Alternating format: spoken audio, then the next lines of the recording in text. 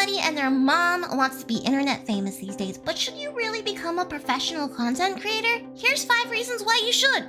Or maybe shouldn't.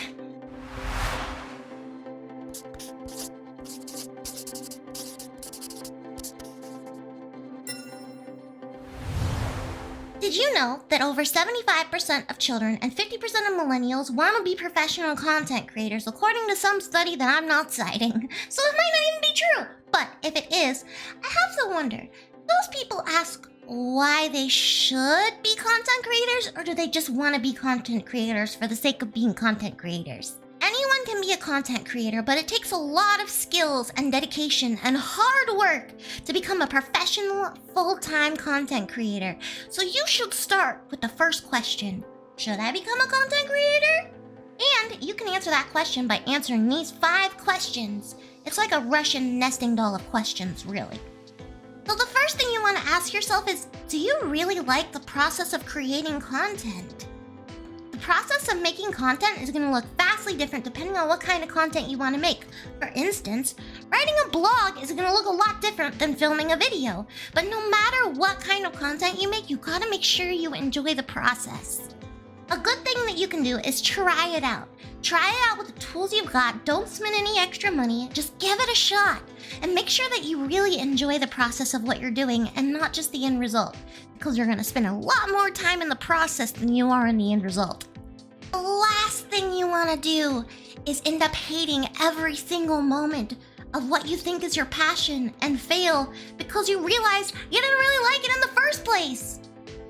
And then next up, you've got to make sure that you've got the time to invest in this. Going pro is a huge time commitment. It takes a ton of work, which takes up a ton of time. And you might even have to learn new skills, which are going to take even more time. So if you don't have the time, I suggest starting out as a hobbyist. I suggest starting out as a hobbyist anyway, because then you can really make sure that you enjoy it before you start. But if you're short on time, just do it for fun and don't do it to try and go pro.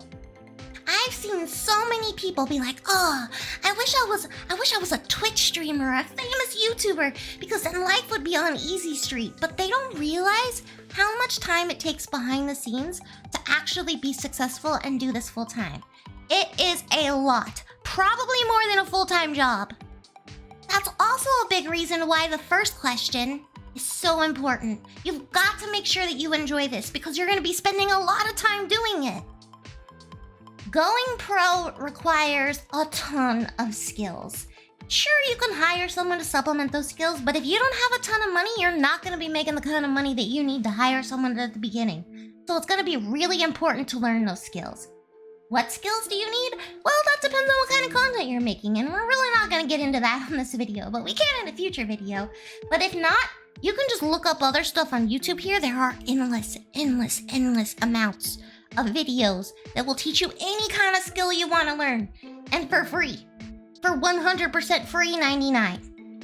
Circling back to the last question, you need to make sure you have the time to develop the skills you need for the desired outcome. If you already got the skills, make sure you budget time to improve those skills. Skills take time and practice, and that's okay. It's okay to mess up. It's okay to practice, as long as you keep moving forward and elevating the content you're making for your audience. While there are a lot of amazing benefits to being a full-time professional content creator, it also comes with a ton of hardships you're gonna have to face. It can be really slow when you start. You could feel like you're working your ass off for nothing. The money is not consistent, and people can be really mean on the internet, and it sucks.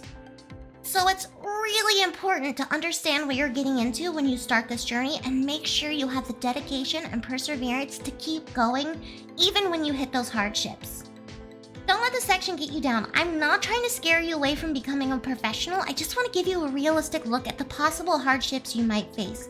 And going into this prepared for those hardships is going to make it a lot easier for you to get through them when they do come, because some will come, but hopefully all of the good stuff will outweigh those.